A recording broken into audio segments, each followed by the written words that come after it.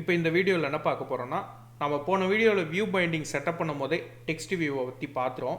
அது வந்து டிஃபால்ட்டாக வர்ற டெக்ஸ்ட் வியூ.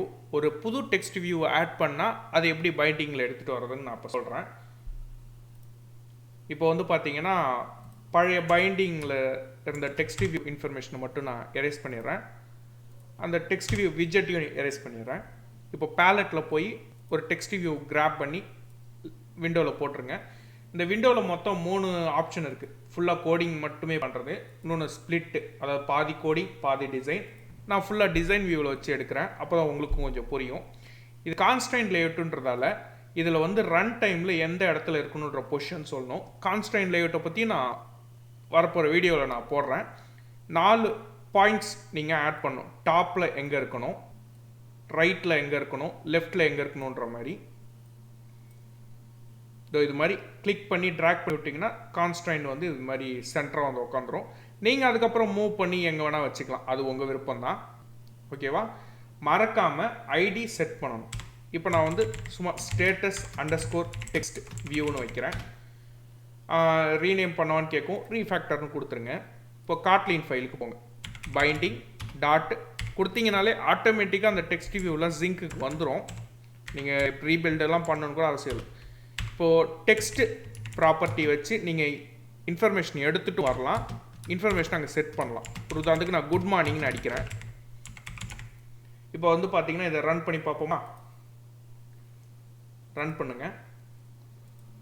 எமுலேட்டர் வந்து பார்த்தீங்கன்னா விண்டோ வந்து பாட்டம் ரைட் கார்னரில் இருக்கும் இந்த எமுலேட்டர்னு. இப்போ பார்த்தீங்கன்னா குட் மார்னிங் இருக்குது.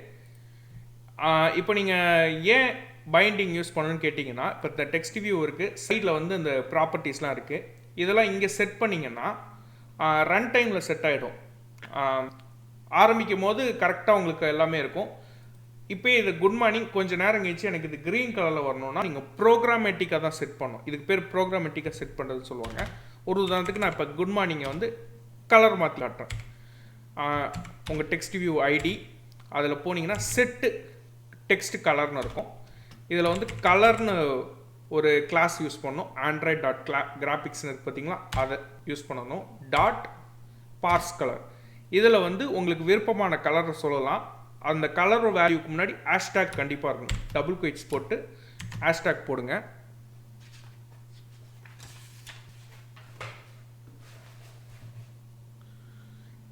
இப்போ நான் க்ரீன் கலருக்கு அடிக்கிறேன். நீங்கள் நெட்லேருந்து கூட காப்பி பண்ணி போட்டுக்கலாம். இப்போது இந்த சேஞ்சஸை அப்ளை பண்ணுவோம். அவ்வளோதாங்க.